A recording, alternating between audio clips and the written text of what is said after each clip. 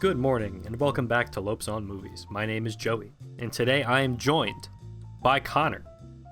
Hey, Joey, you keeping Corona free? I am keeping completely Corona free. All right, good. And Kyle. Hey, how's it going? I might have Corona, I just don't know. Yeah, I mean, to be fair, so me and Kyle both went to the movies yesterday because, we needed to see something for this show.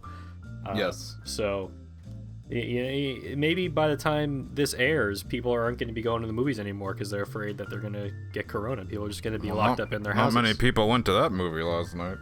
Yeah, it wasn't a packed theater. But the movie that we saw is in its, I don't know, second week or something like that. Maybe it's, something like that. So, it's, I'm sure it did fairly well.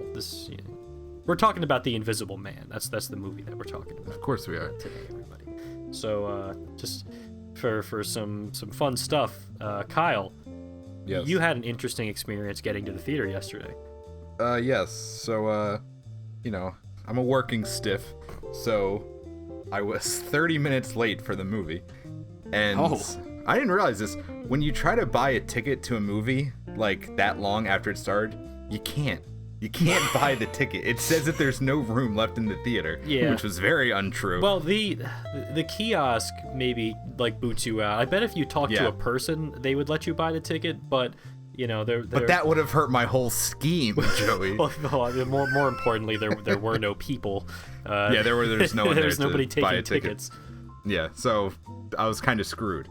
But I decided to be an invisible man myself and walk right into the theater to watch this movie. And but I spent like $15 worth of popcorn and soda, so it kind of made up for it. Yeah, I personally think that's fine. I think that you're ethically cleared of any wrongdoing. But we'll see what the courts think. But, when they get you for this one. Yeah, I guess at certain times of the day they just don't care. They really don't. It's pretty interesting. I like to see that security camera footage of Kyle like looking for cameras. Okay, then like tiptoeing like through. Yeah, I have a feeling it was more like he went up, bought popcorn, he picked the left side of the theater arbitrarily, just thinking, hey, maybe it's here, and then finding the Invisible Man at 7:00 and being like, oh, I guess this is the one. Well, that's why they shouldn't have the movie posters outside the movies. Because all I had to do was look for the Invisible Man. I walked right in. Yeah. Like, if they just made it like, oh, theater 6, then I would never have known. I would have gone to 15 theaters. It would have been great. Just to be clear, we are not condoning this kind of behavior. No, don't do this. Pay for your tickets. Just imagine, Kyle, if you would have picked the wrong side. That would have been really funny. Like you walked to one side to go into the theater, then came out with your popcorns, being like, "Oh, somehow I picked the wrong one." Okay, so I had this whole thing planned because I think on the right side it's theaters 9 to whatever. Yeah, I think so. I was gonna be like, "Oh, I thought I read it as a 6, so I went to the wrong side," and I had this whole thing planned. I knew exactly what I was doing. The upside down 6 problem. Oh man, that would have been incredible. But, meanwhile, they just wouldn't care at all. They wouldn't care at all. Yeah, you think that stinking high school kid is going to care at all? That he Absolutely he was not. giving me dirty looks. All right, let's get to the movie. Connor, can you give us a synopsis of The Invisible Man? Sure. Okay, The Invisible Man. I believe this is off IMDb, right? Yes, it is. Okay, so when Cecilia's abusive ex.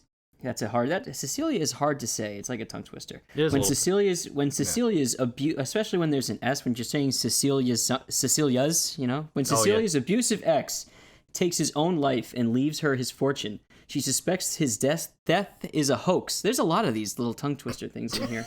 Okay. I don't think it's that hard.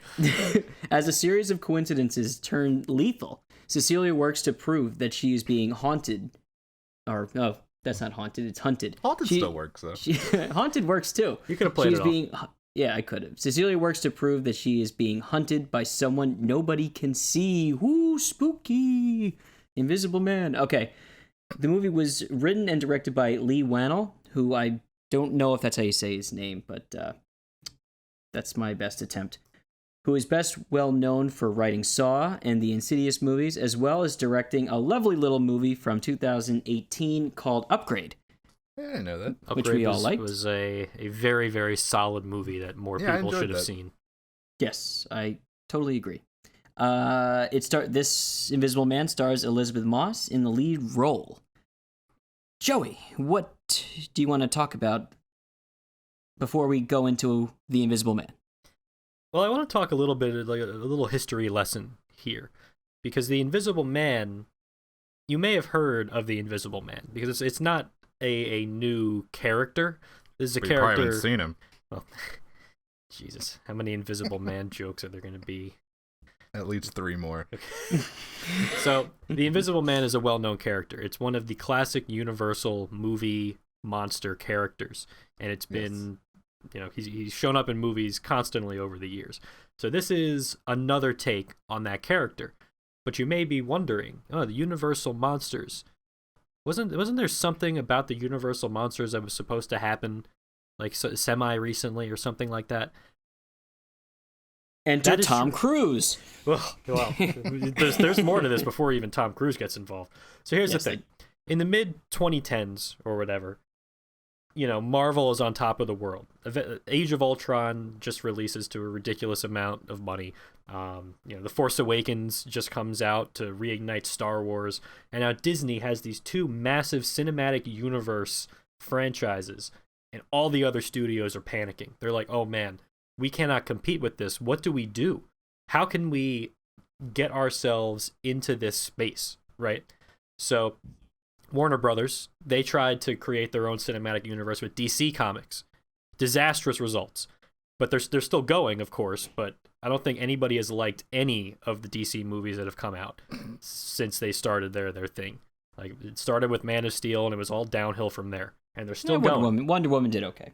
Well, Wonder Woman was the one exception. Yes, but even that wasn't that great. It's financially, I think it did good. It was financially successful, but point being, not a successful cinematic universe, just one successful film out of it. Right. So Fox, the only thing they really owned that they could do anything with was the X-Men movies. So they kept churning those out every couple of years to like increasing audience disinterest. And now the quality also just got to the point of just unwatchability. Well, naturally, of course, which is it's going to happen. Yes. Sony, at some point in the 90s, lucked into a deal to exclusively have the rights to make Spider-Man movies. So they decided, okay, we're going to put all of our eggs into this basket. We're going to create a Spider-Man cinematic universe. Utter failure, because the Amazing Spider-Man 2, which was the Andrew Garfield Spider-Man, the second one, was just a colossal failure in every respect. Just a absolute critical disaster, and I don't think it was that financially successful either. So they give up. They just say, okay, forget it. We're just going to, bend the knee to Disney and let them use Spider-Man. We'll make a deal, Yep. And then you have Universal. Yeah, Universal was like, what do we got? What do we got? That's the question. Like the big question that I'm sure all of these studios had is every single one of them had their individual like conference room, boardroom meeting saying, what do we got? And so some genius at Universal says, well, we have the rights to all the classic movie monsters from the 40s. What can we do with that? And so the Dark Universe, cinematic universe, is born. So the plan was simple. We're going to take these classic movie monsters, bring them to a modern day context, and make it like a new action-adventure cinematic universe. We're going to have the Mummy. We're going to have Dracula. We're going to have Wolfman, Jekyll and Hyde, Frankenstein, and of course, the Invisible Man. The kids are going to love it. The kids are going to absolutely love it. Yep. I mean, I think it goes without saying, this was an absolutely terrible idea from the very beginning, and I don't understand how they thought this would work. But they got some big names attached to it. Well, yeah, I'm getting ahead of myself. So their first attempt at establishing something was 2014's Dracula Untold. You guys remember this movie, Dracula Untold? Oh yeah, that could have. Chris. The only thing I remember about Dracula Untold is that one of our friends, friend of the show, Chris, went to see it and said it was pretty good. Yeah, that's about it. It starred Luke Evans, who I think was in the Hobbit movies around that time. Spectacular bomb, utter failure. Back to the drawing board. That clearly. I thought the guy from Batman was in that. Was that a different Dracula thing? You're thinking of I, Frankenstein, which is hilarious that I know that you're thinking that. Wow. Okay. A very, very, very similar situation. Very, very similar. Wasn't I, Frankenstein at one point part of a cinematic universe? Yeah, I think it was intended to be. I mean, it was adapted from a graphic novel, so yeah, I'm sure that was the goal. But again, utter failure. But that has nothing to do with this. The point is, after Dracula Untold fails, it's back to the drawing board. What do we do next? Well, I think I got it. The Mummy. It's a match made in heaven. They get Tom Cruise on board to play the lead role. They get Russell Crowe to play Dr. Jekyll in the movie. Sophia Botella as a lady mummy. Directed by Alex Kurtzman, one of the worst writers in Hollywood. What could possibly go wrong? Yes. So it's with the release of The Mummy in 2017 that they announced this Dark Universe cinematic universe plan. The official Dark Universe Twitter page, currently still up, has exactly 2 posts. One was a teaser trailer for the cinematic universe, and 2 is a picture featuring 5 big actors who are going to be the main stars of the first wave of this project. So you had Tom Cruise, you had Russell Crowe, you had Sophia Botella, you had Javier Bardem, and you had Johnny Depp, who was signed on to play, you guessed it, the Invisible Man. Yeah. Why would they make someone so beautiful, so invisible? It's actually a good question in hindsight. If he's invisible, then you're never going to see him, right? Yeah. Nonetheless, again, what could possibly go wrong? Well, the answer was everything. Well, the movie was bad. Yeah. The Mummy came out. It was one of the worst failures ever. The best thing to come out of the Mummy situation was when they accidentally released a trailer that had unfinished audio, and you just hear during the plane crash scene, no sound effects, but Tom Cruise screaming. That is one of the best videos. Oh God, out there. It's so good. It's the only good thing to come out of the Mummy project. Anyway, the Mummy, utter disaster, box office bomb. They give up. They say, forget it. We're not doing the Dark Universe. And maybe they should have realized that earlier, that this was not something that was going to work. I don't think that you can take these movie monsters and make them into something that's going to support an action adventure cinematic universe for mass audiences. I don't understand how they ever thought that that's something that was gonna fly. You're trying to have the Wolfman compete with Captain America. Yeah. Well, but again, it's like the studios were panicking. What do we got? What can we possibly do? We have to do something. So anyway, the Dark Universe is scrapped, and then they decide, well, we're still going to do some things with these characters every now and then, but they're not going to be interconnected stories. We're just going to, standalone movies with these characters, whatever. So enter Jason Blum of Blumhouse Productions, our favorite producer. Oh, yeah. He proposes to Universal, hey, what if we just scale it back extremely far and use our model, which is highly marketed, low budget films, and we'll make use of these characters in more of a thriller, kind of horror movie type setting. And they bite. So Blum taps Lee Wannell to write and direct this movie, and as far as I can tell, he was essentially allowed to do whatever he wanted, more or less, because again, it was super low budget project. They're just it's really just using the character, using the name to create a new version of this character, the Invisible Man. And that, my friends, is where we are today. So hopefully lessons were learned by the people that needed to learn this lesson. But the answer is probably not. What's probably going to happen is that because I think this movie was relatively successful, because it was a horror movie that there's been kind of a drought of them, so people were going to see it. I wouldn't be surprised if they try to capitalize on that, and history repeats itself, and they try to make another Dark Universe now that they have one hit. You've heard it here first, folks. We'll see. And sadly, it kind of ends in a way where there could be multiple, Invisible Men sequels. No, you never know. It's always possible. It's always possible. But anyway, enough of the history lesson. I just think that's interesting because the Dark Universe is one of the most like hilarious like failed projects of the last 10 years. Just because they announced it, they made such a big deal of it, and then instantly with that one movie that fails, they just cancel the entire thing. It's fascinating how things move in Hollywood these days. Anyway, yeah, The Invisible Man. I want to hear what Connor thought about the movie. What I thought. We don't want Kyle's opinion. Well, no, I mean, I wanted to ask you first.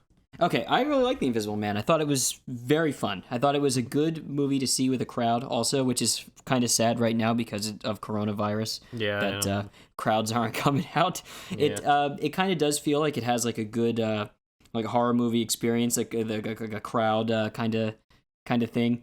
It's legitimately scary at times, I found, or like shocking also in a fun way. I think Elizabeth Moss is excellent in it. There's a lot of scenes where she has to do a lot of acting on her own because she's being like, kind of tracked down by the Invisible Man. So which is fun. I really like what they did with this story too. Like it's kind of funny that this is based on like that Invisible Man property because it has no like real connection to that whatsoever. Oh, not at all. But it's a very awesome like story that's just created from this. Like it's like just to build a concept on this and get something that so good. I really like this guy. Again, I don't know how to say his name correctly, but Lee Wannell. I hope maybe that's right. I really like this guy, and I think he's got a good like sense of like filmmaking too, and he wrote this too. And I think it was the same with Upgrade. And I think there are similarities with Upgrade also. Yeah, there's a few. There's definitely a few. Yeah, there's lots of like cool tracking shots that are done that are fun. And I think it works really well in this one because you're trying to see like the whole scene, like the whole area where you almost are in her skin at a lot of times where you kind of like feel like someone is like there watching her and you can kind of get a sense of why she's so concerned. The whole time. No, I think it's just great. We'll get more into it. Kyle, what do you think? I didn't really like it all that much. Ooh, it didn't do it for you, huh? No. I mean, I will say, the first time I saw the trailer for this, I thought it looked like, just an awful, awful movie. And it was better than I thought it would be. It just didn't do much for me. I felt, and this could be because I missed the first 15 minutes. I don't know. It's true, maybe you did miss the first 15 minutes. Maybe I missed some crucial story elements that really made, I don't think that would change, would make or break it for you. I mean, like, I agree with most of what you said. Like, I think it's filmed very well. I think there's some great shots. It's just the overall movie itself didn't really do anything for me. And I feel like I was sad that everything I thought this movie would be happened. There was really no well, there's one kind of twist I like, but overall, like, if you watch the trailer, you kind of know what the movie's all about, and that kind of just disappointed me. The trailer is interesting, and I know that there's a lot of being said about the trailer online and in film Twitter circles about whether or not the trailer is counterproductive, because there are these two kind of camps. Like, there's people like me who like it and like it in spite of the trailer, and then like what you said, Kyle, there are people like that are more on your side, that the trailer, like the main thing is the trailer doesn't make it a secret whether or not the Invisible Man is actually like the invisible, if he's actually a person or not, or if it's just her kind of like a descent into madness kind of thing. It doesn't like leave that open in the trailer or anything, which is kind of interesting. I feel like I would have liked this movie more if it was like more of a psychological thriller than just kind of like a monster thriller, I guess. Like, it kind of works that way though for me. Oh, I'm not saying it like doesn't work. I just would have preferred it the other way. And I know that's not you can't really get mad at a movie for doing something that I didn't want personally, but it just felt too. I shouldn't say simple because that's not a good term for it. It didn't surprise me at all, which what I was hoping for. Okay, all right. So Joe, we got these two different like thoughts on the film, and these are two very popular opinions out there. So why don't you tie it together and tell us what you thought? And if you're right in the middle, we're ending this podcast.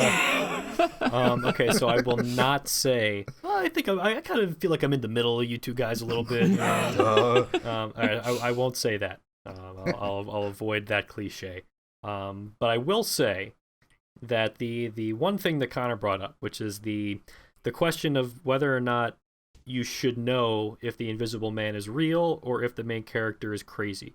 And I think the trailer kind of like makes you think that this is going to be that kind of movie where the point is that you're supposed to wonder if it's like, you know, all in her head, if it's just that kind of thing, right? And I think what the movie could have used was not kind of like riding the line between those two things, but instead going full force in one direction. Because I think what kind of happens for a large part of the middle of this movie, and kind of like the beginning to the middle, is that, like, it's not a spoiler to say that the Invisible Man is really there, right? Like, I don't think the movie is trying to hide that fact. No, but the movie does spend a long time on establishing characters not believing her, and the Invisible Man, like, her trying to come to the realization that he's actually there, and her, you know. But I would have preferred if it was a little bit more like all the way down in one direction, because one thing that kind of like not bothered me about this, but I wish the movie was more fun than it was, because it sort of takes the concept, like, I'm glad that it takes the concept seriously, because it's not like just like a jokey dumb time, but at the same time, like, this is a movie about a guy wearing an invisibility suit, you know. Like, I would have preferred if, instead of making it so much like the situation just keeps getting worse and worse and worse and worse and worse until she finally is able to do something about it, where she was a little bit more active in, like, fighting the Invisible Man, if that makes sense. Like, I don't mean in like a dumb way, but, you know, have her character be like a little bit more, I don't know if confident is the word, but more on top of the situation, because at no point does she think that she's crazy, which I think is good. But I do think that the movie spends a long time, like, of her just being a victim before she finally is able to take matters into her own hands a little bit. And I would have preferred if there was a little bit more like give and take there, if that makes sense. Because that's the kind of thing that always, like, kind of like surprises me in these kinds of thrillers, and like that I usually like, is like, there was this movie called You're Next, if you remember that. Yes. And right from the beginning, like, that was a movie that subverted your expectations of it just being a slasher movie by having one of the main characters just be, like, awesome and be, like, fighting back against the situation. And that was really neat, and I was appreciated that, because it doesn't make the movie feel like a foregone conclusion. It makes it feel like something where anything could happen. There's a little bit more, like, stakes, and you feel a little bit more invested in the main character because they're doing something. But in this, it felt like the Invisible Man just keeps making things worse and worse and worse and worse and worse, and until finally at the end we get to a point where maybe there's something that can be done. But it's never something that's like the character using their wits to get the better of them. It's very like slow burn, and then it just kind of ends. You know what I mean? Like, I feel like I'm kind of rambling. I think I agree with you, but I think it does still work, and I do agree that it is not as it's not as fun as Upgrade, even. Like, no, Upgrade did have a lot of there was a lot of camp in that one too, and I think it was a conscious decision to not have that in this. I think it's hard because the story is based on a fairly, like, or at least the framework is a fairly serious idea of, like, domestic abuse. Yes, which is why I think they chose to do it that way. Yeah, and it definitely makes sense, and I understand why they would want to take that as seriously as possible. In case you're not, like, it isn't clear, the Invisible Man in this movie is the husband of this woman Cecilia, who they claim that he died, like that he's committed suicide, but she believes he's still alive, found a way to make himself invisible and is tormenting her. And it's not something that is even completely entirely unbelievable, because he's like an optics person, they say. Yeah. I don't like, he's like, I don't know, he's like some tech billionaire optics guy. I felt like I missed something when like 10 minutes into, like, when I got there, it's like he's the leading head of, this optics company. I was like, what? Yeah. Actually, in the first 15 minutes, Kyle, they show you his lab. So like, it's not like it's something that's supposed to come out of nowhere. Wait, do they actually show you his lab? Yes, they do. Yes. Yeah. So that is one thing that lab scene that you unfortunately missed. Darn. So like it is something that you're supposed to understand. It's just so I understand, like, and the update of that story definitely does work, and I think that's like, that concept is kind of fresh and interesting and definitely scary. But it isn't until like the end of the movie that it starts getting like kind of fun. And I feel like it really is. It is fun. Yeah, it is. Really it does get fun, and there's a couple of scenes in particular that I was losing it over. Which you mean like the scene with Jerry? With my favorite character is a guy named Jerry who, just had a very unfortunate day. Things didn't end too badly for him. It's just kind of like, he just lost his car. He wandered into a situation that he certainly did not have any desire to end up in, and as well as a great scene with a waiter who despite the circumstances, he takes his abuse like a champ. He's a great man, that waiter. He deserves a raise and a good tip, but he probably didn't get a tip. Always tip your waiters. And always tip your waiters, everybody. Yes. But all right, it'd be kind of weird to get a tip after that scene. Yeah. He wasn't getting one regardless of the situation. You'll know it when you see it, if you see it. Let's wrap this up, guys. I think we've pretty much said the majority of what we need to say. I like the movie. I think it's pretty solid. It's a solid thriller. I think it's something that is definitely worth going to see unless you're afraid of coronavirus. Or Invisible Men. Or Invisible Men. As Kyle was telling me after he left the theater, he was terrified that night that there was an invisible man in his room. I still haven't slept. It's bad. I mean, that's what comes with being an invisible man yourself and sneaking into a movie theater. You attract the other invisible men to haunt you. Wait, am I an invisible man inside some poor person's house? I mean, you could be. I don't know. That'd be pretty interesting. Yeah, makes sense why they keep staring at me. To end this podcast, I want to ask Kyle one simple question.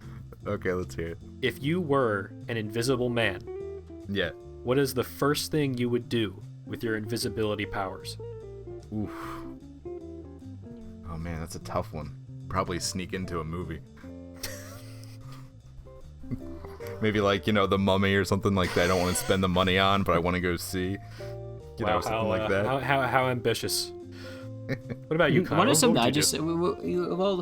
on. I got something else. Let's hear it. So, Lee Wannell is now on. There's a pre-production for his next film that he's going to direct. Have you seen this yet, Joey? I have not. No. What is it? It's a remake of Escape from New York. Oh boy! So, can you? I'm so disappointed that this is like what's next for him. I would Escape from New York. I would rather see Upgrade 2, to be honest with you. So would I. But I would watch an Upgrade sequel. Here's how you know that this Escape from New York thing is going to be horrible. Writer Alan Loeb, earlier script, and then they got Neil Cross to do a screenplay also. I don't know. Anything with Alan Loeb attached to it can't be good. Is Alan Loeb the guy that I'm thinking of? Oh yes, you know what movie Alan Loeb did. His passion project was Collateral Beauty. Yes. It's all coming together. Everything ties back to Collateral Beauty. I think we need to do it. If we ever need an episode to do, we should just do a revisiting of Collateral Beauty. I would do that. Because I really want to see that movie when I'm not dealing with food poisoning. All right, everybody. Thank you for listening. We will see you next week. Stay safe out there. Wash your hands. Don't touch your face.